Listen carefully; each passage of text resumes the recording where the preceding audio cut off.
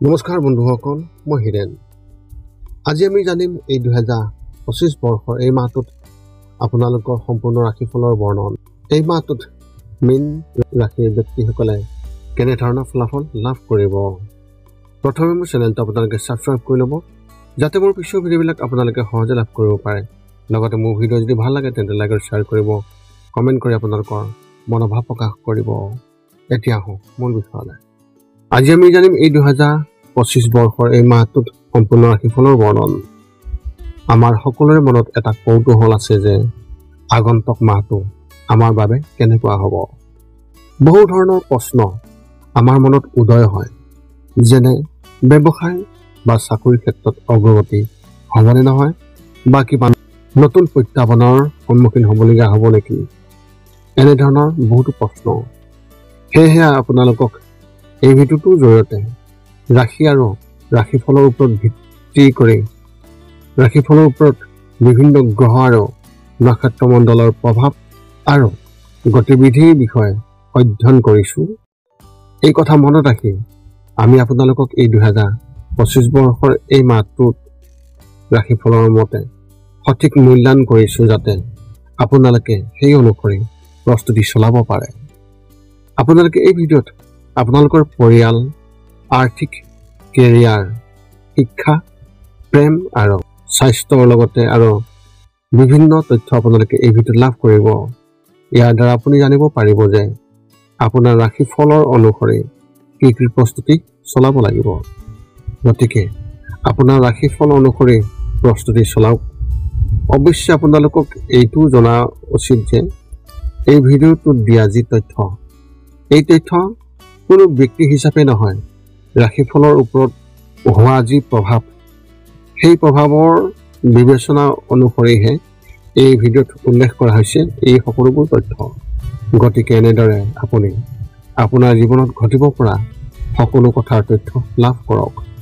গতিকে কোনো পলম নকৰাকৈ এতিয়া আমি এই 2025 বৰ্ষৰ এই মাহটোত যি ৰাশিফলৰ বৰ্ণন, সেই ৰাশিফলৰ বৰ্ণন আপোনালোকক আগবঢ়াবলৈ আগবাঢ়িছোঁ। সৰ্বপ্ৰথম পাৰিবাৰিক জীৱনৰ ক্ষেত্ৰত এনেধৰণৰ। এই মাহটো আপোনাৰ পাৰিবাৰিক জীৱনৰ বাবে ভাল আৰু বেয়া দুয়োটাই হ'ব। যদি ঘৰত কোনো বৃদ্ধ ব্যক্তি আছে তেন্তে তেওঁলোকৰ যাত্ৰাত যাবলৈ পৰিকল্পনা কৰিব পাৰি, কিন্তু এই মাহত তেওঁলোকক বাহিৰলৈ ওলাই যাবলৈ দিয়াৰ পৰা বিৰত থাকক। লগতে তেওঁলোকৰ লগত স্বাস্থ্যজনিত বিশেষ কিবা সমস্যা হ'ব পাৰে আৰু তেওঁলোকৰ বিশেষ যত্ন লওক। যদি তেওঁলোকৰ ইতিমধ্যে কোনো গুৰুতৰ ৰোগ আছে তেন্তে চিকিৎসকৰ সৈতে যোগাযোগত ৰাখক। যদি আপোনাৰ সন্তান এতিয়াও স্কুলত আছে তেন্তে তেওঁলোকে আপোনাক সন্তুষ্ট কৰিব। লগতে আপুনি তেওঁলোকৰ বাবে বিশেষ নতুন কিবা এটা কৰিবলৈ চেষ্টা কৰিব। আপোনাৰ এই প্ৰচেষ্টাৰ দ্বাৰা প্ৰেম আৰু অধিক বৃদ্ধি পাব আৰু তেওঁলোকে আপোনাক লৈ গৌৰৱ কৰিব। সকলো কামতে সুখ আৰু শান্তিৰে কৰা হ'ব আৰু পাৰস্পৰিক প্ৰেম বৃদ্ধি পাব। ব্যৱসায় আৰু চাকৰিৰ ক্ষেত্ৰত এনেধৰণৰ। মাহৰ তৃতীয় সপ্তাহত লেনদেনৰ সময়ত ব্যৱসায়ীসকলে সাৱধান হ'ব লাগিব। ৰাজনীতিৰ ক্ষেত্ৰত কাম কৰা ব্যক্তিসকলে এই মাহত অলপ সতৰ্ক হ'ব লাগিব, কাৰণ আপোনাৰ কিছুমান সুযোগ থাকিব যিবোৰ জনপ্ৰিয় যেন লাগিব, কিন্তু পিছলৈ গৈ ই আপোনাৰ বাবে ক্ষতিকাৰক বুলিহে প্ৰমাণিত হ'ব। চৰকাৰী কৰ্মচাৰীসকলেও এই মাহত তেওঁলোকৰ কামৰ প্ৰতি সতৰ্ক হ'ব লাগে, কাৰণ আপোনাৰ কামত কোনো ডাঙৰ বিষয়া বা প্ৰভাৱত পৰা ব্যক্তিৰ দ্বাৰা বিশেষভাৱে বাধা আহিব।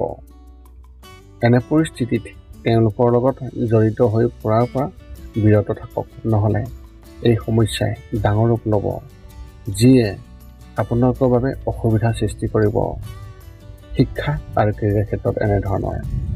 যদি আপুনি ফেশ্বন বা মিডিয়াৰ ক্ষেত্ৰত আছে তেন্তে এই মাহটো আপোনাৰ বাবে ভাল হ'ব আৰু হাতত কিছুমান সুযোগ আহিব যিবোৰ স্বাভাৱিক দেখা যাব, কিন্তু সেইবোৰৰ ওপৰত কাম কৰিলে আপোনাৰ আৰু অধিক ভাল অভিজ্ঞতা লাভ কৰিব সুবিধা হ'ব। এই মাহটো সাংবাদিকসকলৰ বাবে শুভ।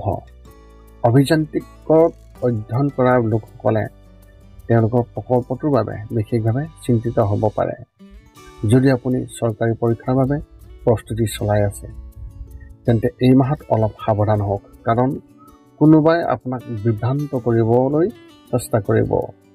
যদি আপুনি কলেজত নামভৰ্তিৰ বাবে প্ৰস্তুতি চলাই আছে, তেন্তে মনটো অসন্তুষ্ট হ'ব আৰু পঢ়া শুনাত আপোনাৰ মন কম হ'ব। স্কুলৰ ছাত্ৰ ছাত্ৰীসকলে কিবা এটাৰ ওপৰত শংকিত হ'ব পাৰে।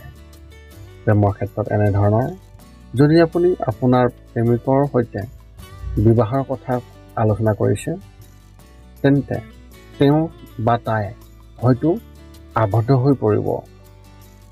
ঘৰখনত কোনো সদস্যই আপোনালোকৰ সম্পৰ্কত অনুমোদন নিদিব আৰু তেওঁক সেই সম্পৰ্কৰ পৰা ফাটি যোৱাৰ বাবে চেষ্টা কৰিব।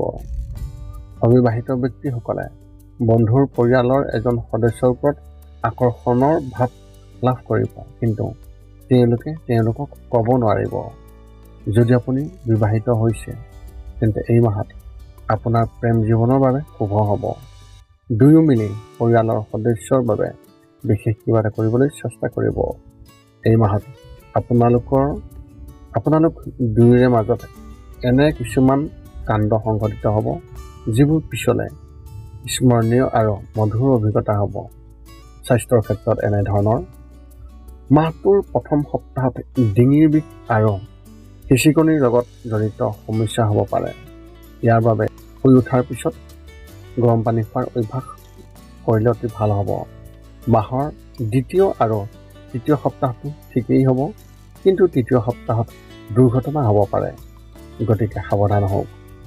আপোনাৰ কোনোবা বা আপোনাৰ বন্ধুৱে আপোনাক লগ কৰা বা শ্বেয়াৰ কৰিব বিচাৰিব, যাৰ বাবে মানসিক চাপ থাকিব পাৰে। এই চাপ আৰু বৃদ্ধি পাব পাৰে। সেইবাবেই আপুনি ইয়াক সমাধান কৰিবলৈ চেষ্টা কৰিলেও বা এই বস্তুটো আন কাৰোবাৰ লগত শ্বেয়াৰ কৰিলেও ভাল হ'ব। আপোনাৰ এই মাহত শুভ সংখ্যা হিচাপে 6 আৰু শুভ ৰং হিচাপে আপুনি এই মাহত গ্ৰীণ ৰং ব্যৱহাৰ কৰিব পাৰে। মীন ৰাশি ব্যক্তিসকলৰ বাবে এক বিশেষ তথ্য আগবঢ়োৱা হৈছে। মাহৰ তৃতীয় সপ্তাহত মঙলবাৰে কমেও 5 বাৰ হনুমান চালিচা পঢ়ক আৰু লগতে হনুমান মন্দিৰলৈও আপুনি যাওক। আপুনি হনুমান মন্দিৰত প্ৰসাদ আগবঢ়ালে খুবেই ভাল হ'ব। এই মাহত যি সংকট হ'ব সেয়া ৰোধ কৰা হ'ব। এতিয়া আপুনি সকলো তথ্য লাভ কৰাৰ পিছত এই 5টা কাম কৰিবলৈ আপুনি যিমান পাৰি চেষ্টা কৰক। সৰ্বপ্ৰথমটো হৈছে আপুনি আপোনাৰ শৰীৰটো সুস্থ কৰি ৰাখিবলৈ দৈনিক যোগাসন কৰক, য'ত মূলতঃ 10 মিনিটৰ বাবে ওমকাৰ মন্ত্ৰ, 10 মিনিটৰ বাবে কপালভাতি আৰু 10 মিনিটৰ বাবে অনুলোম বিলোম। ইয়াৰ লগে লগে আপোনাৰ শাৰীৰিক আৰু মানসিক স্বাস্থ্য একেবাৰে নিখুঁত হৈ থাকিব। 2 নম্বৰটো হৈছে ৰাতি শোৱাৰ আগতে নিস্তব্ধ আৰু নিৰ্জন ঠাইত 10 পৰা 20 মিনিট ধ্যান কৰিব লাগে। ইয়াৰ দ্বাৰা 2টা উপকাৰ পোৱা যায়। এটা হ'ল আপুনি ভাল টোপনি পাব আৰু দ্বিতীয়টো হৈছে পিছদিনা আপুনি সতেজ অনুভৱ কৰিব।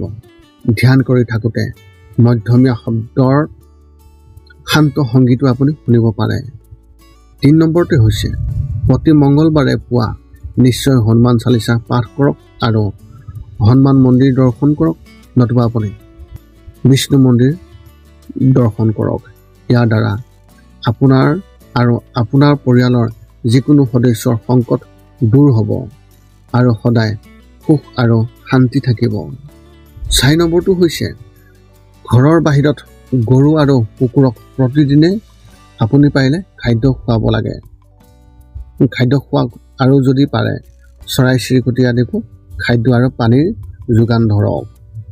এই পৃথিৱীখন যিমান আমাৰ সিমানেই সিহঁতৰো।